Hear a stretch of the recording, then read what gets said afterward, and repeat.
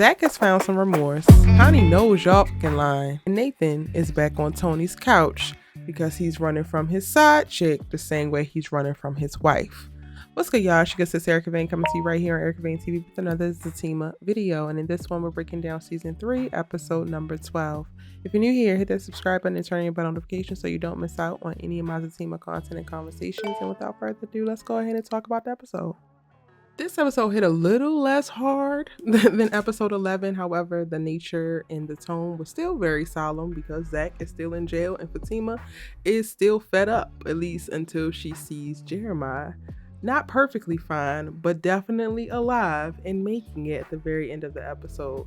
Connie pops up, which in retrospect, you think that she's popping up to talk to ZAC because she knows that Jeremiah is maybe in a coma or is barely making it, and she wants him to go down there and make it right. He wants him to show up for his brother, only to find out, like everybody else who has been finding out, that ZAC is in jail.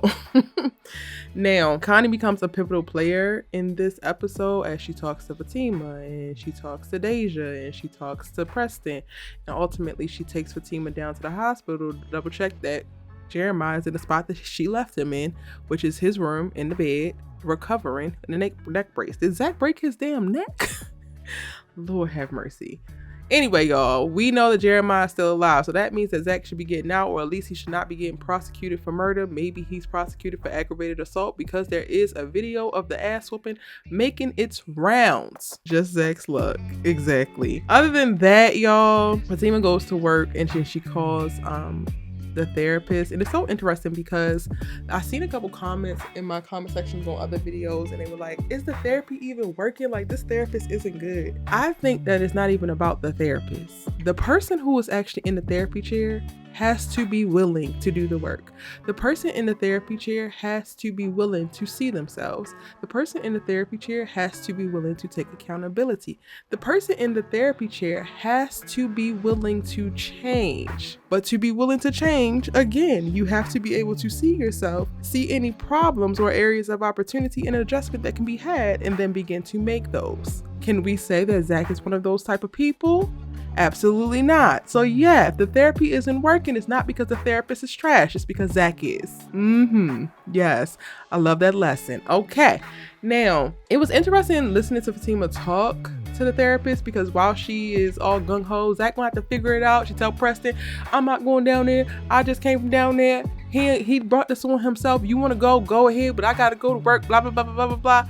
But then she get to work and she calling the damn therapist. So it's like, girl, we get it. And you know, sometimes we do that. We be mad as hell at the person that we love. You need to figure this out. I'm tired of going through hell and high water with your ass. But then we still conspiring for their good in the background, trying to figure out how we can actually make something shake so we're no longer in the predicament that you actually put us in. But alas.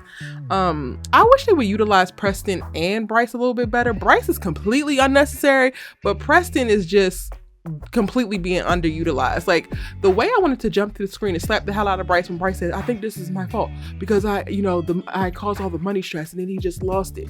He did not almost kill his brother because you took his money. He was just going back to the bottle because you took his money. Jeremiah was always going to catch this ass whooping. It just depended on what he decided to do at what particular time that he caught ZAC. Like, I need you to be for real. The narcissism is crazy, Bryce. Like, you do mostly nothing. Aside from steal ZAC's cash, you do damn near nothing. Nobody is worried about you. The only people who are worried about you is oncoming traffic, sir, because you are damn near harmless. Like, the person that you're going to harm out of this whole thing is your goddamn self. That's it. ZAC don't even care about you on a good day. You did not make him go and go complete and utter the rock on his damn brother. You don't have that kind of power.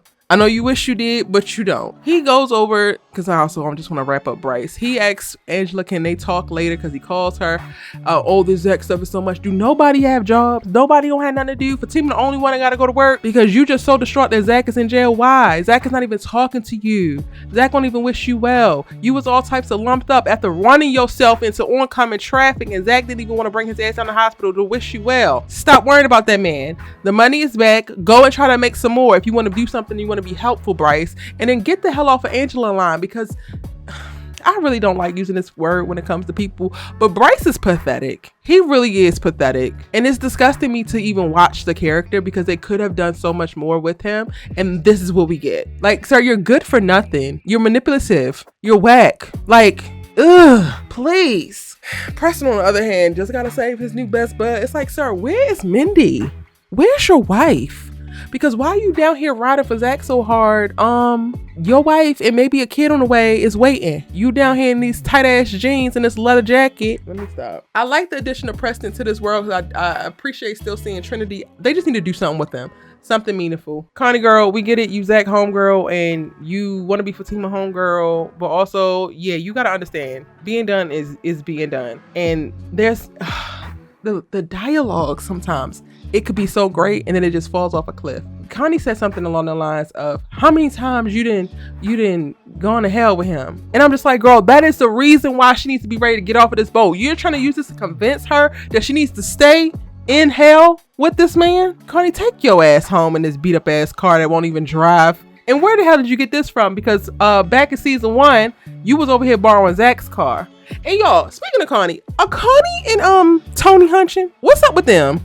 And I'm not picking it up from her end. I'm definitely picking it up from Tony end because the way that Tony was talking to Nathan in last episode about where's Connie and he ain't heard from her, she ain't answering the phone. It's like, she ain't gotta answer the phone for you unless it's y'all hunching. That's kind of weird because shows that she hunching on ZAC. Well, she ain't hunching on ZAC in a minute, I suppose, but this is weird. While I'm at it, Nathan still a lame. Moving on. Deja provided comedic relief in this episode. Somebody also was talking in the comment section of my last video for the episode 11 breakdown and was like, oh, is Deja pregnant? Yes. When Jazzy filmed this, she was pregnant, y'all. So if y'all seeing her a little bit plumper, and if you notice the way that things are shot, like there's a scene where she's talking to Connie and the hood of the car is in the foreground, is blocking out her stomach. They did those things on purpose because Jazzy was pregnant at the time, even though Deja, the character, is not. So they've been trying to hide it, but she is a little bit full in the face, and y'all gotta stop coming for her. Like, and when people gain weight, it's nothing wrong with it. Relax for me, pretty please. I think that's pretty much it. I really enjoy episode 11 more. Oh, Preston went down to talk to ZAC at the precinct. And this is the episode that ZAC, oh, actually, I did need to talk about this, so I'm glad I came across this photo. ZAC actually had remorse in this episode. About damn time, finally, because that was my biggest issue about him in episode 11. You had no remorse, so now I don't have no sympathy and no cut cards. Now you got a little bit of remorse. Now you want Preston to take all your money and give it to Fatima. You settle with, oh, I'm going to jail for the rest of my life. It's fine as long as Fatima and my kids good. Cool.